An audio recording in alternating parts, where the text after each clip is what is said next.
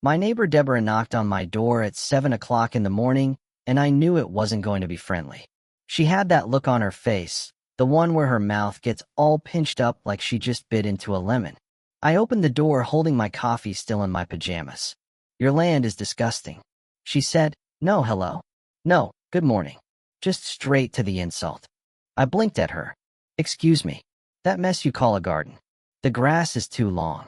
There are weeds everywhere. It looks terrible, and frankly, it's bringing down everyone's property values." I took a sip of my coffee to stay calm.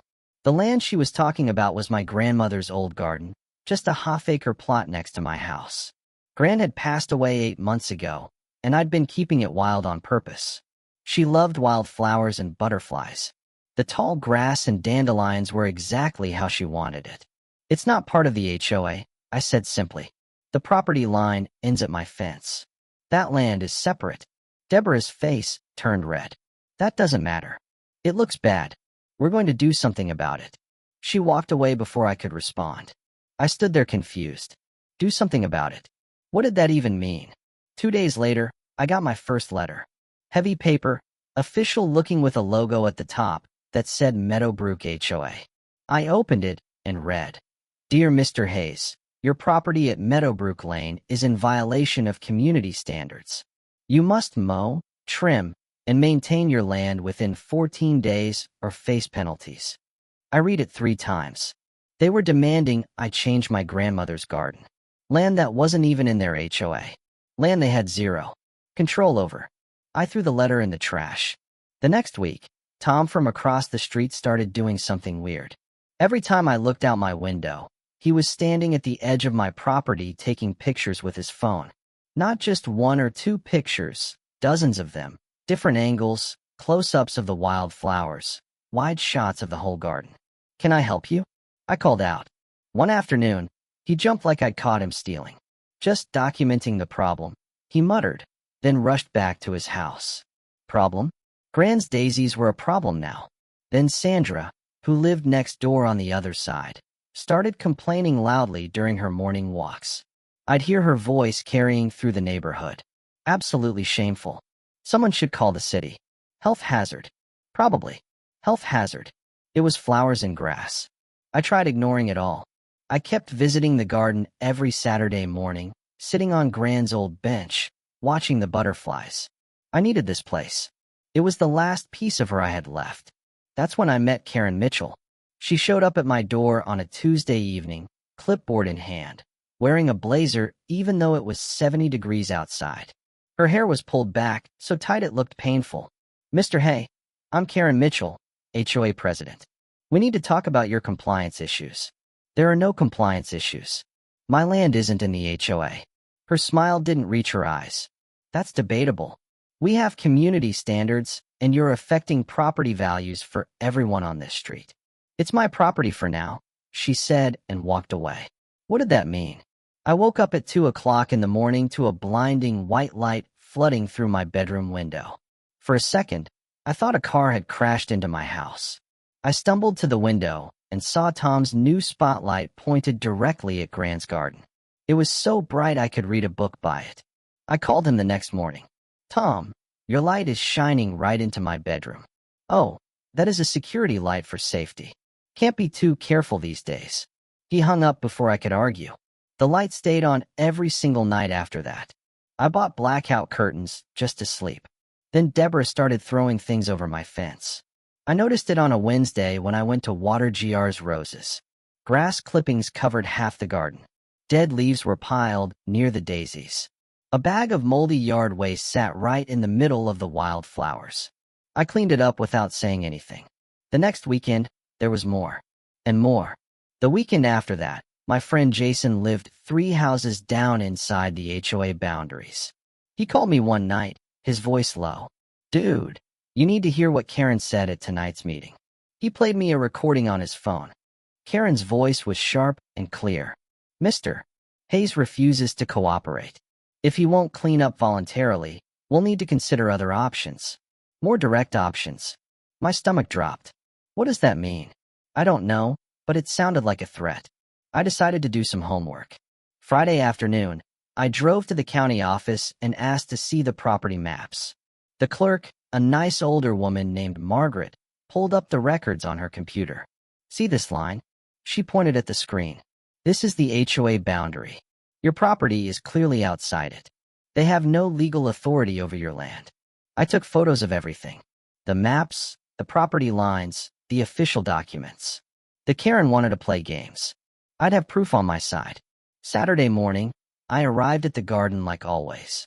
But something felt wrong before I even got out of my car. There was a smell, awful, like a backed-up toilet mixed with garbage sitting in the sun for a week. I walked closer, and my heart stopped.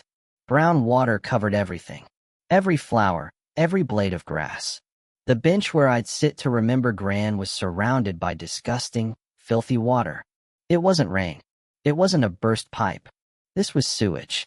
Raw sewage flooding my grandmother's entire garden. I fell to my knees at the edge of the mess. My eyes burning with tears. They destroyed it. Everything Gran loved. Everything I had left of her. A white note was zip-tied to my fence. I pulled it off with shaking hands. Karen's handwriting stared back at me. Perhaps now you'll take community standards seriously. Clean this up immediately, or we'll report you to the health department. My sadness turned to rage. They'd actually done this. They'd pumped sewage onto my property and left a note bragging about it. I pulled out my phone and took pictures of everything. The sewage, the note, the dead flowers floating in the brown water. Then I called the police. This wasn't a neighborhood disagreement anymore. This was war. The police officer looked at my photos and sighed. Do you have proof the HOA did this? I showed him Karen's note. He barely glanced at it. This doesn't actually say she flooded your property, just that you should clean it up. Are you serious? Who else would do this? He closed his notebook. Could be vandals. Could be a lot of things. We'll file a report, but without direct evidence. He shrugged. I left the police station furious. They weren't going to help me. Back home, I Googled sewage flooding property and found the county environmental services number. I called immediately. A woman named Patricia answered, and her tone shifted when I described the situation. Someone pumped sewage onto your land. That's illegal dumping and a serious health hazard. We'll send a team today. 2 hours later, Patricia showed up in a white van with another worker. They both wore hazmat suits, which made the whole thing feel even more real. Patricia took samples of the brown water, her face grim behind her protective mask. This is definitely sewage, she said. Not from a natural overflow or broken pipe. Someone deliberately brought this here and dumped it. Can you tell where it came from? We'll need to run tests, but I can tell you this wasn't an accident. She looked at me seriously. Whoever did this committed a crime, but you need to make sure all your paperwork is perfect before you take legal action. Do you have your property deed? I froze. It was my grandmother's. She left it to me when she died. Go get the actual deed right now. Make sure your name is on it. Something in her voice scared me. I drove straight to the county records office, my hands tied on the steering wheel. Margaret, the clerk who'd helped me before, pulled up my property information.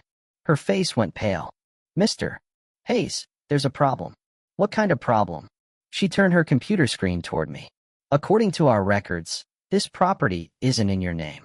My heart started pounding. That's impossible. My grandmother left it to me in her will. The legal owner of record is. She squinted at the screen. Richard Thornton. The name hit me like a punch. Richard Thornton. Mayor Richard Thornton. My grandmother's younger brother. My uncle. There has to be a mistake. I whispered. Margaret clicked through more screens. It's been in his name since 1987. There's a note here about a family trust. It says family members can use the property, but the legal ownership stays with Richard Thornton to protect it from taxes and developers. I sat down hard in the chair. Gran had never told me. She'd always said the land was mine, that I could do whatever I wanted with it. But legally, it belonged to Uncle Richard, the mayor. The same mayor who'd been on the news last month praising the HOA's community improvement projects. The mayor, who had no idea his HOA just flooded his property with sewage. I pulled out my phone with shaking hands and dialed City Hall. The secretary answered, professional and polite. I need to speak with Mayor Thornton. It's an emergency about his property on Meadowbrook Lane. The mayor is in meetings all day. I can schedule. Tell him his nephew is calling. Tell him someone flooded his land with sewage. Tell him it's urgent. There was a long pause. Hold, please. 30 seconds felt like an hour. Then I heard my uncle's voice. Already angry. Someone did what to my property? Uncle Richard's black SUV pulled up 45 minutes later with 2 other cars right behind it. I watched from my car as he stepped out. His face redder than I'd ever seen it. A woman in a business suit got out of the second car, and Police Chief Anderson emerged from the third. Uncle Richard walked to the edge of the sewage-covered garden and just stared. His jaw was clenched so tight I could see the muscles working. He'd visited Gran here dozens of times. He knew every flower she'd planted. Your grandmother made me promise to protect this land, he said quietly, his voice thick. She planted those daisies the year your mother was born. Every single one. The woman in the suit introduced herself as the city attorney. She started taking photos with a professional camera, documenting everything. Chief Anderson walked the perimeter, making notes. That's when Karen's silver car rolled up. She was driving slowly, probably coming to admire what she'd done. I saw her face through the windshield, smiling. Then she noticed Uncle Richard. The smile vanished instantly. Her car jerked to a stop in the middle of the street. Uncle Richard turned to look at her, and his voice could have cut through steel. Karen Mitchell, Chief Anderson, please detain that woman for questioning. Karen stumbled out of her car, her face cycling through confusion, then recognition, then pure terror. Mayor Thornton, I can explain. This is just a misunderstanding. We were trying to maintain. You flooded my property with sewage. Uncle Richard's voice was deadly calm. Now my property. Do you understand what you've done? Your property? Karen's voice went up an octave. But this is Hayes's land. He's been refusing to clean it up. We sent letters. We tried to work with him. My nephew has my complete permission to use this land however he wants. It's been in our family for 40 years. He turned to me, his expression softening for just a moment. I'm sorry I didn't tell you about the trust. Your grandmother wanted it to be a surprise on your 30th birthday. She wanted to protect it until you were ready. My birthday was next month. I had no idea. The city attorney held up Karen's note, the one she'd left on my fence. Mrs. Mitchell, you signed this. You're admitting in writing that you knew about the sewage. I didn't mean we weren't trying to. Karen was backing toward her car, but 2 police officers blocked her path. We have questions about illegal dumping and destruction of property. Chief Anderson said, you'll need to come to the station. Deborah, Tom, and Sandra had come out of their houses, watching from their driveways. Their faces went from curious to horrified as they realized what was happening. Uncle Richard pulled out his phone and made a call. Yes, this is Mayor Thornton. I need you to contact every board member of the Meadowbrook HOA. There's going to be an emergency meeting tomorrow night, and attendance is mandatory. The city will be launching a full investigation into their activities. Karen's face had gone completely white. An investigation? But you committed a crime? The city attorney said simply, multiple crimes actually. Illegal dumping, destruction of property, possibly conspiracy. The city takes this very seriously. Uncle Richard looked at me. We're going to fix this. All of it. But something in his expression told me there was more he hadn't said yet. The local news van showed up 3 days later, and I wasn't the one who called them. Uncle Richard had contacted the media himself. A reporter named Lisa Chun interviewed me in front of the still contaminated garden while cameras rolled. How did you feel when you discovered what the HOA had done? She asked. Heartbroken, I said honestly. This was my grandmother's garden. She spent 30 years growing these flowers. They destroyed it because they didn't like how it looked. The story aired that night. My phone didn't stop buzzing. Neighbors I'd never met were calling to apologize. People from other HOAs were sharing their own nightmare stories. The video went viral online, and suddenly everyone was talking about HOA abuse. Karen's lawyer tried to claim it was all a big accident. My client had no involvement in any illegal dumping, he told reporters outside the courthouse. But Patricia's environmental report proved otherwise. The sewage had come from a pumping truck that someone had hired. The truck company had records. They'd been paid by check. Karen's check. The HOA held their emergency meeting on Tuesday night.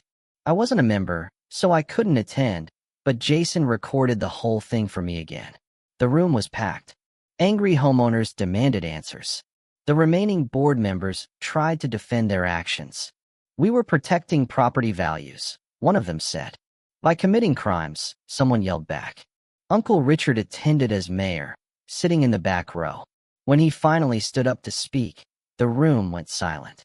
"This HOA will be dissolved pending a complete audit of all activities over the past 5 years. He announced every decision, every expenditure, every action taken against residents. The city will be reviewing everything. The board members looked like they wanted to disappear. The investigation uncovered so much more than just my situation. Karen had been using HOA funds to pay for personal legal fees. The board had been fining residents for made-up violations. They'd blocked people from painting their houses colors that were actually approved in the bylaws. One elderly man had been harassed for months because his mailbox was supposedly the wrong shade of black. Deborah sold her house within 2 weeks and moved out without saying goodbye. Tom came to my door one evening, tears in his eyes, apologizing for everything. He said he'd gotten caught up in the group mentality and felt terrible. Sandra never apologized. She just stopped looking at me. Karen's trial date was set for 3 months away. Her lawyer was pushing for a plea deal, but Uncle Richard refused to drop the charges. The city attorney added more violations after the audit revealed financial fraud, but the garden was still covered in sewage. Patricia's team said it would take professional cleanup, expensive and time-consuming. The contamination had seeped deep into the soil. I sat on my porch one evening, staring at the ruined land, wondering if Gran's daisies would ever grow there again. That's when Uncle Richard pulled up with something unexpected in his truck. Uncle Richard's truck bed was filled with something covered by a blue tarp. He climbed out with a huge grin on his face, looking happier than I'd seen him in months. "I found something," he said, pulling back the tarp. Underneath were dozens of daisy plants, their white petals bright against the green leaves. Real living daisies. A botanist checked the contaminated soil last week. Uncle Richard explained she found surviving root systems buried deep. "We've been growing new plants from them in a greenhouse. These are literally your grandmother's daisies, just regrown." I couldn't speak. My throat was too tight. The professional cleanup crew had finished 2 weeks earlier. Karen's insurance company had refused to pay at first, calling it an intentional act, so she'd been forced to sell her house to cover the costs. The soil was tested, treated, and certified clean again. But I thought the original flowers were gone forever. Uncle Richard and I spent the entire weekend replanting. Tom came over to help without being asked, working silently alongside us. Even Jason and a few other neighbors showed up with shovels and bags of fresh soil.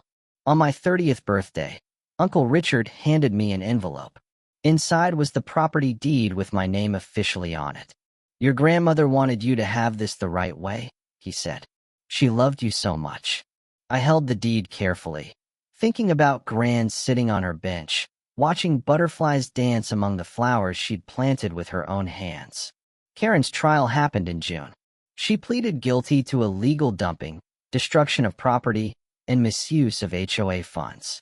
The judge sentenced her to community service, probation, and full restitution for all damages. She'd already moved to another town. The old HOA was permanently dissolved. A new one formed with completely different leadership, people who actually cared about the community instead of controlling it. Their first vote was to designate my land as a protected nature area that neighborhood kids could visit during supervised nature walks. Sandra finally spoke to me at the grocery store 3 months later. "I'm sorry," she said quietly. "I should have thought for myself instead of following Karen." I accepted her apology. Holding on to anger wouldn't bring Gran's flowers back any faster. By August, the daisies were blooming everywhere. White and yellow faces turned toward the sun, exactly like Gran would have wanted. Butterflies returned. Bees buzzed happily among the wild flowers. The garden looked alive again. I sat on Gran's old bench one Saturday morning, coffee in hand, watching a family of rabbits hop through the tall grass. My phone buzzed with a text from Patricia. Soil test still perfect. Your land is thriving. A little girl from down the street ran past with her mother, pointing excitedly at the butterflies. It's so pretty, she squealed. Her mother smiled at me. Thank you for keeping it natural. My daughter loves coming here.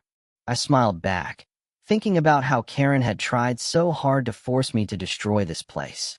She'd thought community standards meant everything looking exactly the same. But real community meant accepting differences. It meant respecting what others loved, even if you didn't understand it. The daisies swayed gently in the breeze. Somewhere I knew Gran was smiling.